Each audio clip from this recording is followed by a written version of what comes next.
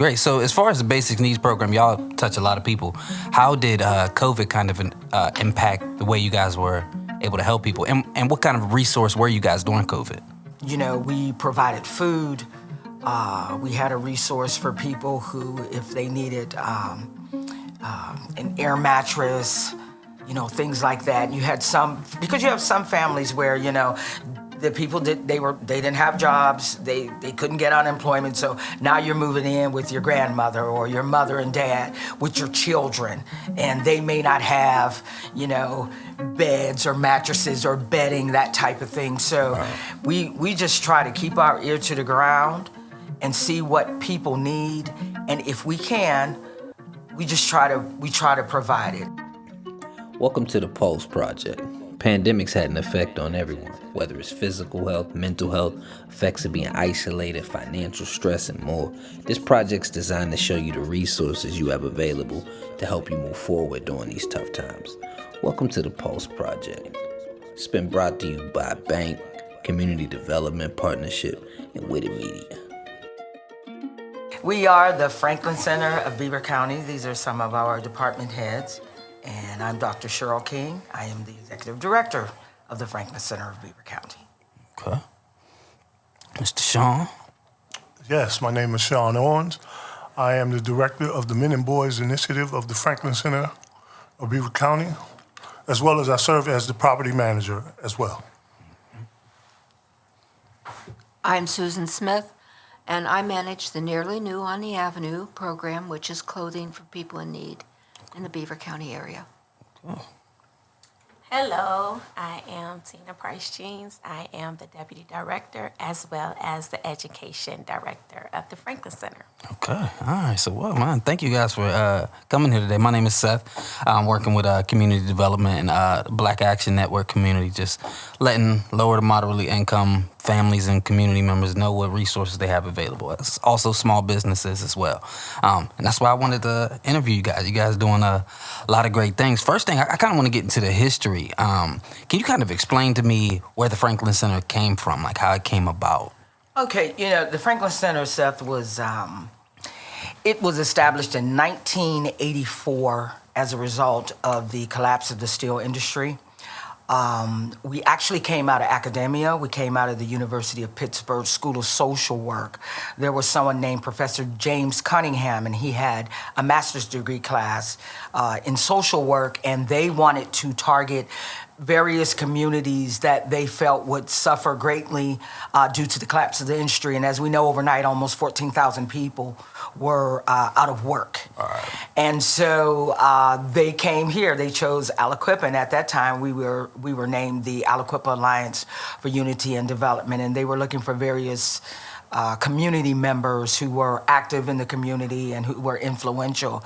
And one of those persons was Lorenzo Williams, who was our first chair, and I say our first founder, if I can put it like that, if you want to say it. But there were others involved as well. And so the goal of it was to make sure that those who had lost their jobs, that they were and their families would be able to survive. So we were supposed to, at that time, help to spur economic development and offer programming, much like our basic programming that we have today. We served Aliquippa, the 15001 zip code, which was Aliquippa Center and Hopewell Townships. So from there, our footprint over the years has enlarged, you know, and we serve the whole Beaver County community now. Okay, all right. So when you said those basic programs, those are basic needs assistance? Yes. Okay. Can we talk a little bit about what those are? Sure, like rent and utility assistance. And Susan over here can talk about Nearly New on the Avenue for people who are in transition. And we also do other, I will say, unofficial or supplemental programming. You know, we partner with 412 Food Rescue. We especially did it during the beginning of COVID because, you know, the whole food thing, right. You know, people laid off from jobs and, you know, jobs shut down and whatnot. And we tried as best we can to just meet the needs of our community. I'll say the Beaver County community. And our mission is to facilitate life-changing opportunities for our neighbors, including the low-income, the underserved, and those in need. And Susan, do you want to talk about? Sure. Nearly New on the Avenue is clothing for men and women, and we provide wardrobe assistance for people who are transitioning back into work. Good. And also the basic needs of the community as a whole. We have some marginal folks around here, and what we do is we provide vouchers to the organizations that serve the community. They determine the need. They determine who needs our help, and then they come to me for their clothing. Good. But we also do emergency assistance in a great example. Yesterday I had a couple that their house burned down, and they didn't have anything to wear. So they showed up, and we made sure that they had enough clothes to get them through until they could get back on their feet. Wow, that's great. So how do people get involved with this? If someone's going through something, is there forms they fill out? Is it just a phone number? Like how do we get in contact? There's a phone number. We have a Facebook page as well. And I should say also, we're completely reliant on donations. Okay. So we're always seeking those gently used pieces of clothing that people might otherwise throw away. We can certainly put them to good use here. And do y'all have like a bin or something, or do they come when you're open? They just come when I'm open. Just come whenever you're or open. When the building's open. I mean, well, they've left them out in front of the door as well. I'm not too fussy really, but we prefer that they come when the doors are open. Yeah, that's great. So as far as the basic needs program, y'all touch a lot of people. How did COVID kind of impact the way you guys were able to help people? And what kind of resource were you guys during COVID? Actually, I thought, my thoughts is that we were a great resource. Like I said, of course, the governor ordered people to shut down, as we know. And, some of our people work from home, and there are other of our staff who, they can't perform their jobs from home. So, unfortunately, they weren't able to work during that time. But, we provided food. We had a resource for people who, if they needed an air mattress, things like that. You had because you have some families where, the people they didn't have jobs, they couldn't get unemployment, so now you're moving in with your grandmother or your mother and dad with your children, and they may not have, beds or mattresses or bedding, that type of thing. So we just try to keep our ear to the ground and see what people need, and if we can, we try to provide it. And of course, there was a moratorium as far as rent and utilities, and we were trying to encourage people to, as best you can, because sooner or later you still have to pay. Pay as much as you can with your rent and your utilities, and that program we kept open at that time. So we really just tried to be whatever we could be, the best way that we could if we found out that people had certain needs. Okay. Yeah, I was looking into, of course, you guys before the interview, man, you guys are really inspiring because not only do you have the basic needs, but you guys have expanded. And one of the things I try to always do as far as giving back to my community is financial literacy, just trying to expose my community to new things. And you guys are doing that. I seen the annual workshop and the lemonade. Can you break that down? Because I think that's tremendous. How long has it been going on, and what all is involved with that? So, can you hear me? All right. Yep. So, I came in when business camp was going on. So that was over 10 years ago. Okay. We added Lemonade Day probably about 9 years ago. And that is just the lower level. It's the elementary level of entrepreneurship. Biz Camp is more of the intermediate level, where we start from maybe like ages 11 on up to 18. And then Lemonade Day, they go as young as 8 years old to 10 years old. And so what we do is we teach them how to come up with a basic business plan and a product, and they sell that product, including lemonade. We use lemonade as our foundation, so they're able to pick any type of lemonade. So they can sell lemonade plus another product. Okay. So not only do they come up with their specialty lemonade, but they also come up with the product that they would like to sell. And so at the end of it, they have to give 10% to a charity. And then they keep the rest for themselves. And as far as Biz Camp, they come up with a, we work throughout the years. They will have a final business plan to where they're able to execute that business after they leave our camp. And so they are able to come up with their product, they're able to sell it, they're able to come up with their pitch, they're able to determine what they're going to make, what they're going to lose, how they're going to give it out, all those different things. And they sell theirs, and they also have to give to a charity as well. That's not required in the program, but that's something that I want them to understand, that they need to give back to someone or something, and then they're able to keep the rest of the money for themselves. Right, that's fire, man. And I think the world needs to hear about this, especially our communities around America, because I think it could solve a lot of our issues, from crime, selling drugs, feeling like sports and entertainment is the only way. Like, this really exposes them to not only how to come up with a plan, but how to execute it. You know, give you a little taste of that nervousness that comes with it, man. Right. So big up, man. Hats off to you guys. You said it's been going on for 10 years? Yeah, I know. I've been here for almost 10 years, so it's been going on. It was going on before I came. Okay. Actually, my daughter, Taja, she was involved in it. She was selling keychains and photos and frames, and she was able to travel to New York. She was considered one of the entrepreneurs of the year, and so it's been going on for quite a while. They have competed in New York. They've done so many different things with Nefty. And where all type of youth from all over the world come and they compete. They pitch, they have judges, and they're able to win funds to expand their business. Like a Shark Tank. Yeah, there you go. Okay. And they have been doing this for a long time. We just expanded it in our area to, expose our children. And right now, because of COVID, the hustle is major, right? So they know how to grind. They already know how to survive. So we want to teach them how to sustain, Right. and to be content, and to keep the flow, not just spend, but apply it in different areas and make money as well. So that's what they did.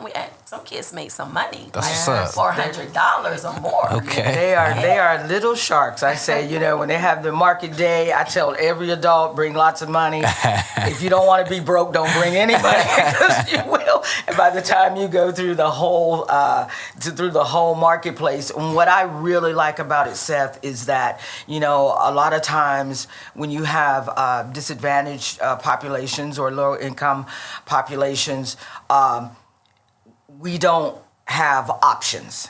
You mentioned sports. Right. That's the only way out, is to, play sports. Maybe I can do better playing sports, but you give people an opportunity that you can be an entrepreneur, you can go to college, you can do a trade, and you can play sports. It's not just one thing, So I like the fact that our education programming really provides opportunity and options, and get those young minds in a position to say, you know what, entrepreneurship, or because we do STEM programming and all of that type of stuff as well, food science, but to say, you know what, maybe at an early age I can start thinking about how I can secure myself financially so that I can have a financially stable family in the future. Right.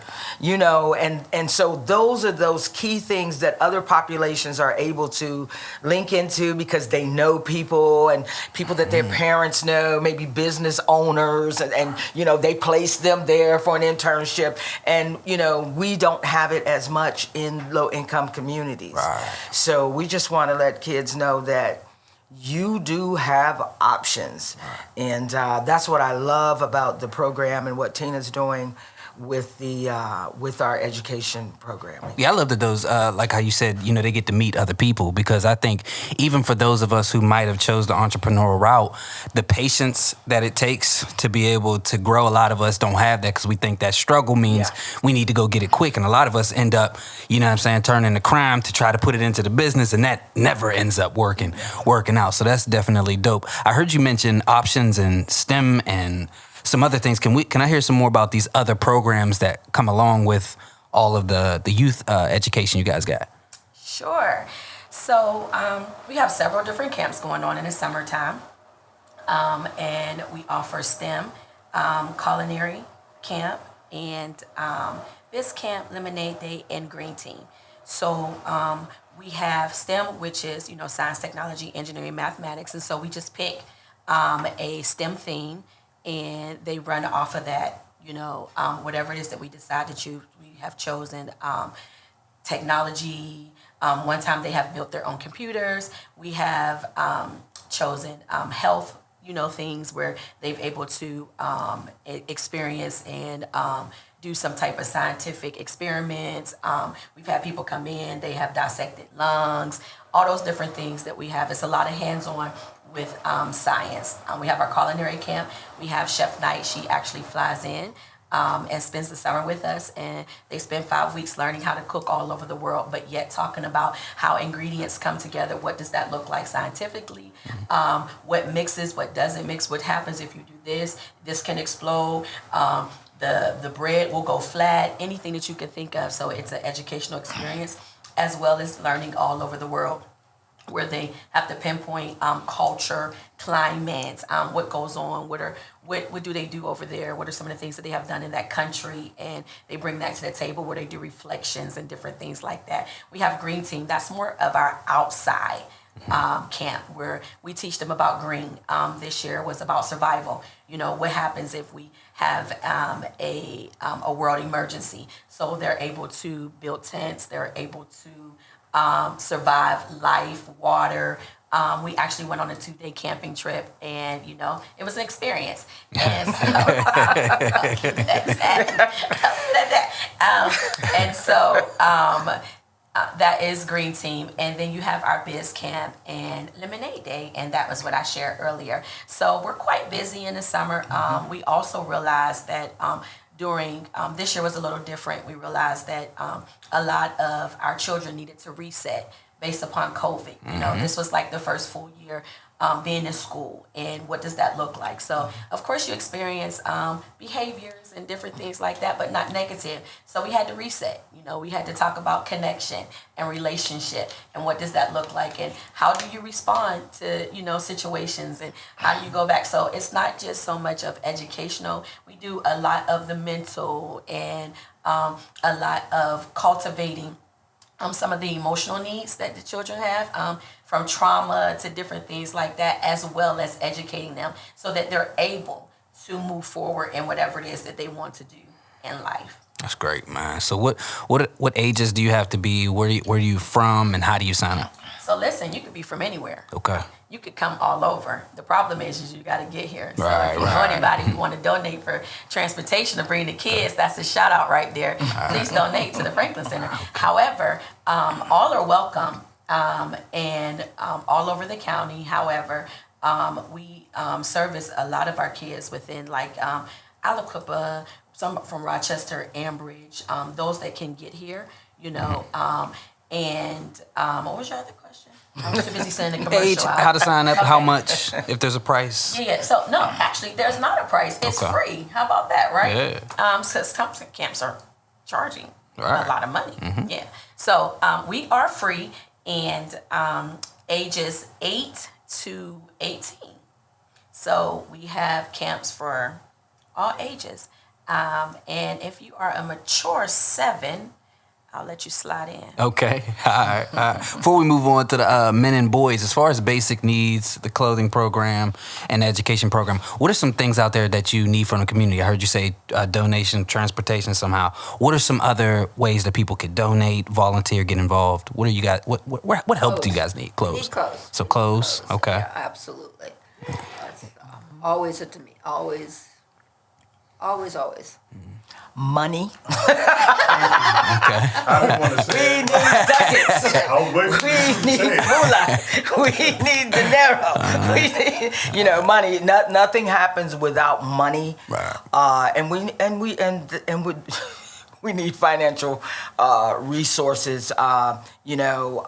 We've been fortunate with groups around Beaver County, like Community College of Beaver County. I mean, they always make sure any type of education thing that we have going on, they are always there to want to participate in a very active way. And, there are just other groups, Children and Youth Services helps to fund our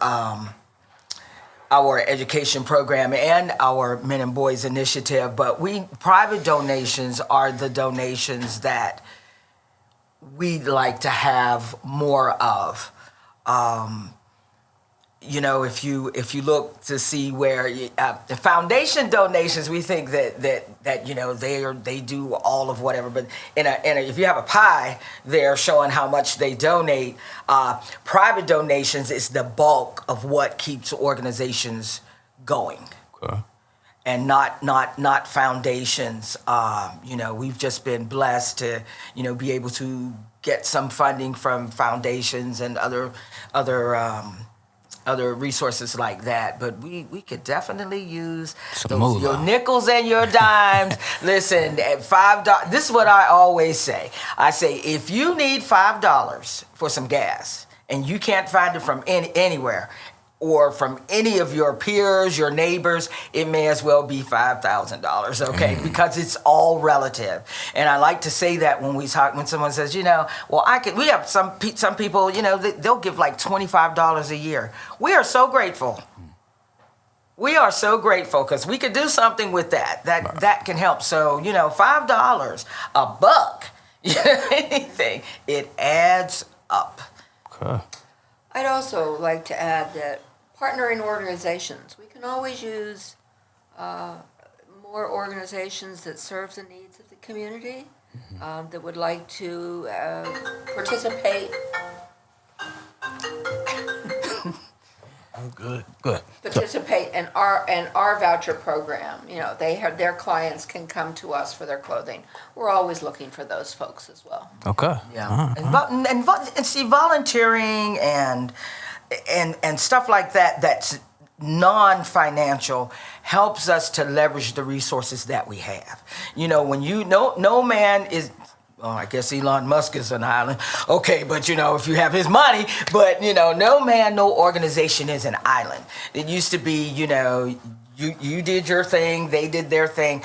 It just doesn't work like that anymore. You have to collaborate, and that's how you reach the greatest number of people. And when you collaborate and you partner, we can fill in a gap that this certain organization has in serving their population or whatever. When you partner, of course, you have shared vision there and shared mission there, but and then you have someone else who comes in and they will fill in a gap for us. So we're able to leverage those resources through volunteerism and donations, whether it's in-kind donations or financial donations. So just to be involved and to participate goes a long way, and I would never want any volunteer to think that what they're doing is not worth anything. It is worth. So nonprofits live because of volunteers, and people don't understand that except for the people who volunteer in nonprofits. So we don't turn you down. No. I hear it. We enjoy you. We want you. We appreciate you. So Okay. All right. Can we discuss a little bit about the Men and Boys program? Like, where'd that come from? Like, what's the history behind that? Wow. So, my quick thoughts on that is, so I met Mr. Pettis about 14, 15 years ago, and I approached him about using this room that we're sitting in to speak with some gentlemen about a program called Why Not? And Why Not was just a program out of Allegheny County that they approached me with to just to have a conversation around why not get married, or why are you not getting married, or you don't have to, but have you thought about it, right? So just talking to men about that, because a lot of couples are running around pretty much shacking up. I mean, let's be real about it, right? And I mean, they don't feel like marriage is important, Right. and so that was something real at that time for that program, that they wanted to talk to people around the region. Well, with that being said, Mr. Pettis allowed me to use this room. And then he talked to me one day. He said, I'm thinking about putting together a fatherhood program. Would you want to head it up? And I said, immediately I said, yeah, but I was like, okay, what am I to do? Just thinking about that. And Mr. Pettis went and put the grant together and got everything situated and offered me a position here. And I think it was at a part-time at that time. And so that sort of birthed the fatherhood initiative portion of it, of the Men and Boys initiative, which I felt a neglect to say that the Men and Boys initiative is a organization, in short, just to help men establish a deeper connection with their children and assist young men in reaching their fullest potential in life. And so that's what we have grown into from that conversation with Mr. Pettis, or at that time. And since then, since 2009, 2008, 2009, it has grown tentacles, numerous tentacles, as far as the Men and Boys initiative goes. We have a portion of it where we assist men. We assist them in some endeavors where they're struggling in life, right? Just making the right decision. We operate off of referrals and walk-ins. Okay. So if that was a question, Well, I ran ahead. Is it like a one-on-one thing with individual men, or is there things that you guys do as a collective? Like, Yeah, so we have actually transitioned into a one-on-one via Zoom, via phone call. Okay. Lispert and myself, and I failed to mention the one person that has been by my side for so long, that he makes this thing go. Lispert is the one that makes it go, and in that one-on-one conversations with men, and what we have with young men and young boys, such as the young man you just seen walking around here, those type of interactions with them to kind of help steer them in the right way, put them on the right track, or just begin to help them think differently, right? I mean, because some of us, we thought so one way for so long, we think that's normal, right? And I am very guilty of that. And those are some of the things, that we do with the Men and Boys initiative. all right, especially like if you're talking mental health, you know what I'm saying? Because I think as far as black men, we tend to not, and I'm not saying women don't do this, but I feel like a lot of times we carry that be strong, like almost as we have to compartmentalize everything. You know what I mean? And I think it's definitely important for us to focus more on mental health, let it out, talk to people. Seek therapy. I think I need therapy. You know what I mean? I've come to that. My sister came on one of our podcast episodes, and I'm like, this is my sister, and she's making me realize right now, I got issues. You know what I mean? Like she been with me my whole life, and I'm just now realizing it. So that's definitely dope to hear. Do you guys got anything else going on that you want the public to know about? Absolutely. Our All right. arts festival Okay. is coming up. We didn't have it the last couple of years. This is our 27th, I believe, arts festival. We're doing 27 years. It's called the Aliquippa Art and Music Festival.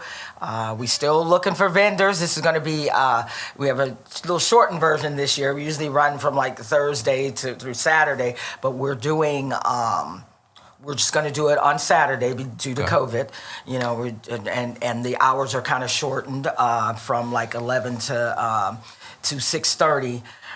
But it is the 3rd, and it's right down here on Franklin Avenue in the parking lot. We have that urban feel. Okay. So in the city parking lot down there next to Town Tower, we're hoping we can go to the new park, but that depends on some things that's happening down there. But so we're going to have the Bill Henry Band. We have Billy the Kid and the Regulators. We have comic Tony Roberson. We have something. We have I forget, Coffee and Company. That's not his name. We are doing something that's called the Unknown Singer. It's almost like the Masked Singer. So we will have certain people from all over the county performing. Okay, don't judge us. Everybody won't be able to sing. Okay, the idea is for our members to enjoy it and to guess, because you will not see them, guess who is singing. And you'll be able to win some prizes if you do really, really well. So, but we'll have a list, and everybody who's performing up there will be on the list, but we'll have extra people on there too, so they can't just like kind of eliminate them because, you have 13 people singing, so you got 13 on the list. So are they going to be anonymous? Nobody's going to know who they are? Nobody's going to know. So we won't know that your son's in there?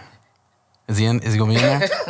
Nah? Okay, all right, we can't mention that. We are not putting him in. that boy can sing, man.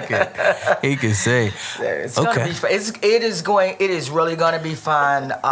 And it's always a fun day. I mean, the last festival we had in 2019, we had over 2,000 people attend. Okay. And we're going to make sure we have our stations where people can sanitize their hands. Mm-hmm. We really want you to kind of stay in pods with who you come with. Right. But, we can't control that. Right. We have food, just wares, parade, you name it. Good. And you said September 3rd? September 3rd. September 3rd, okay. September 3rd. Have you spoke with the Genesis Collective, Pam and them? Pamela Rossi King? I do know Pamela Rossi. Yeah, you should reach out to her because she's doing a lot with the art. Might just be someone to help partner with.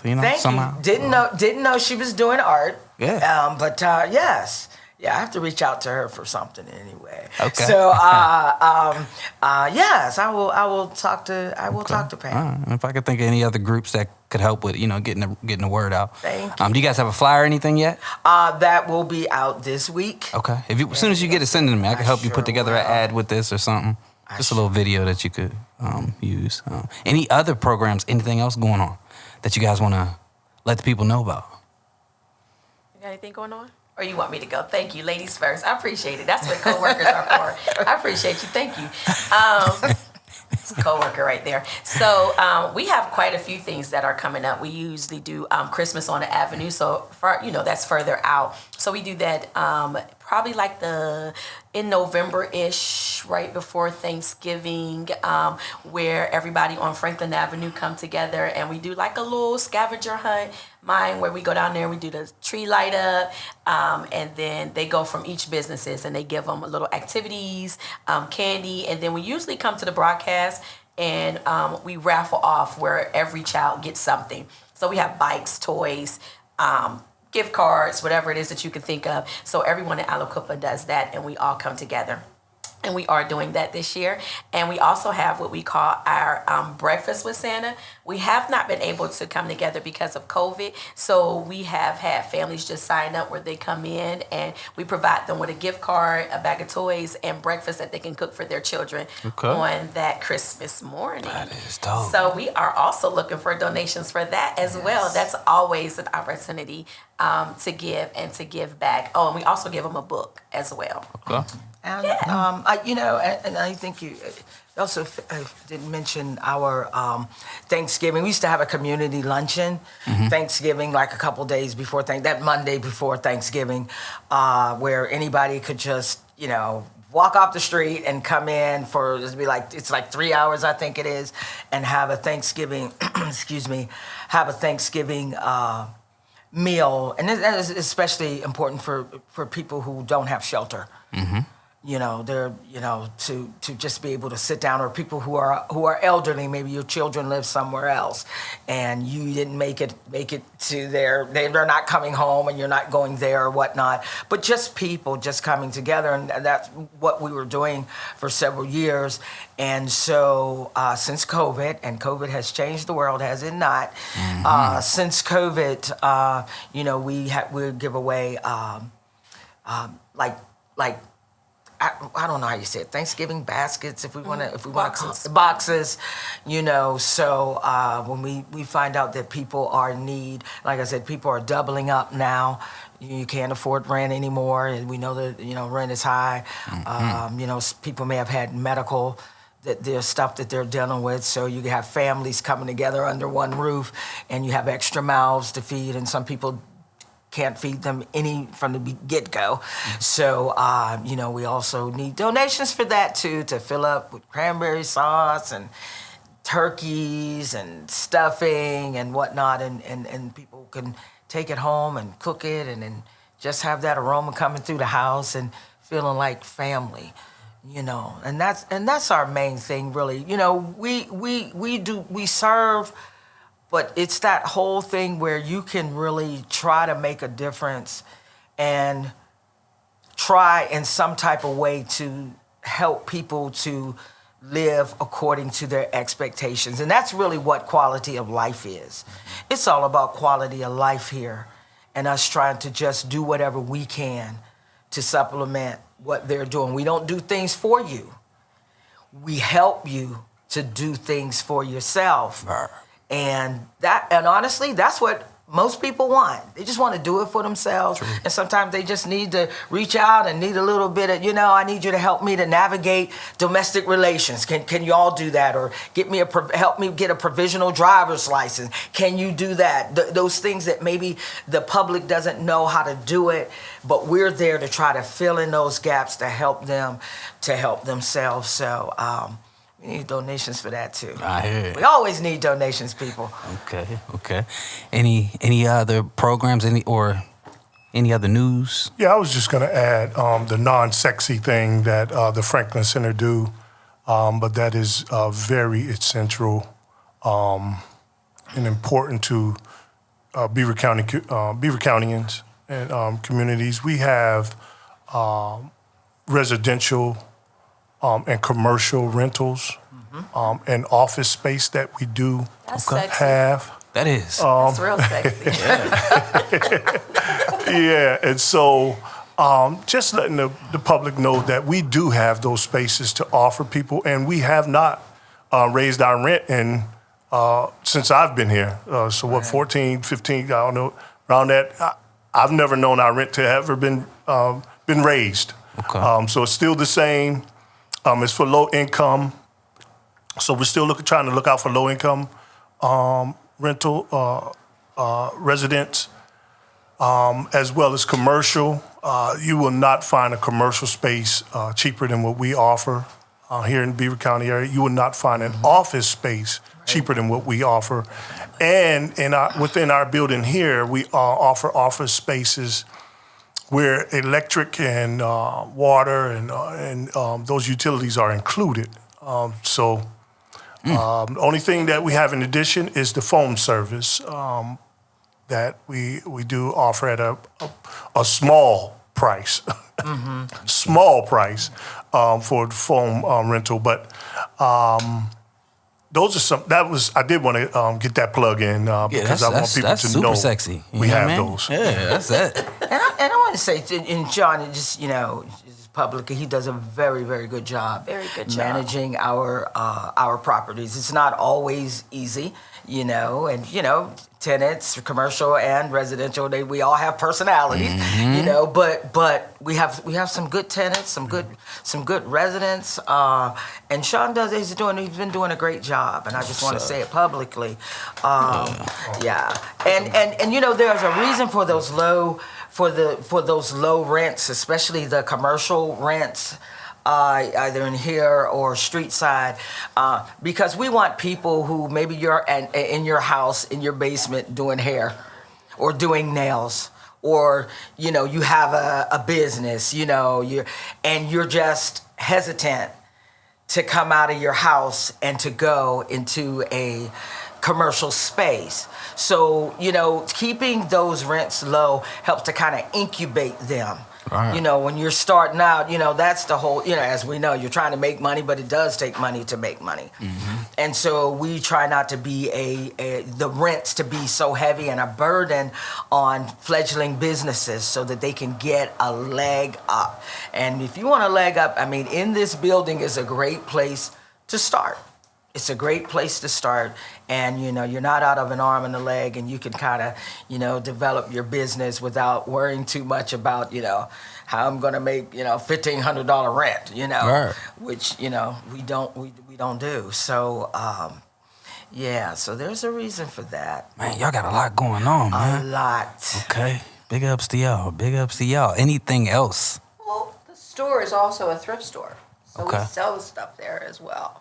Okay. At very reasonable prices, so that our neighbors can dress well without breaking the bank. Right. Man. And we have great clothes. Believe me, the clothes are not your typical clothes that you would just see, in a thrift store. It's quality clothing, modern clothing, Right. Clothing that any and everybody would want. So you can walk off the streets. Yeah. And Susan practically gives it away, I'll say that. Right. But that's all right. That's dope, man. I feel like, man, I've interviewed so many organizations at this point, and everybody's like serving the community in their own way. Is everybody connected? Because I interviewed Crossroads to Trails to... I think, we've done a great job at starting to collaborate within our area. We're very connected to Aliquippa Impact. Okay. We're also connected to the cafe and Franklin Avenue Development and actually Trails. And the Franklin Center will probably be doing something because we're going to be starting a program called Strong African American Families Safe. And that is a 7-week program that's evidence-based to bring stronger relationships between African American families. Where we teach them problem solving and different things like that. So I think we're all working towards, coming together even the more. Sean has strong connections county-wise and different things like that. Yeah, I heard somebody call you the Black Mayor of Beaver County. Right. So, he connects us. That's my little thing. He connects us. That part. So right here, we have strong relationships with those, even with the Christmas on the Avenue that we do. That's with the city of Aliquippa, all the businesses along Franklin Avenue. And then also CCBC comes in. Yeah. And they also donate as well. So I think like you doing this, right? It gets the words out, get the word out. And what I like to call synergy, right? And collaboration. The more that, we hear about each other, we can find how we can connect with each other. Right. And not only that, just bringing referrals, and if we can't do it, because we can't service everybody, right. But this organization can service who we can, and who they can't, the other one can. And I think us coming together and realizing that has been like phenomenal, but it's just one day at a time. One day at a time, right. It has been silos. However, we are breaking that. Right. Yeah, I agree. and I forgot to mention that we are the county's information and referral agency. Okay. So, when we don't know, we can find out. That's for sure. We try not to have somebody walk away with just a hard no. No, we don't know, or no, you can't, or it's always you can try. We don't do that, but you can try to contact such and such and such and such and such. I think between the whole staff, they really have their ear to the ground. So between our, with our entire staff, we can find out or know just about anything and everybody, wow. which is great. And we get information fast when things happen in this community, in the Beaver County community. We get that information fast, and we're always willing to help. So if you have questions about where you can find out this or that, call us. Okay. We'll try to help you figure it out. All right. Well, I thank y'all for doing this today, you know, sitting down with me and letting the people know what you got going on. I thank y'all for what y'all doing in the community as well. You guys are really inspiring, just like everybody else, man. I appreciate it. You know what I mean? So if you guys got anything else, or if you don't have anything else to say, we could go ahead and wrap it up. Sounds good. All right, Thank you. cool. Thank you. Yep. Thank Thank you. y'all. Thank you. Yep. Thank Yep. you. Thank you. All right.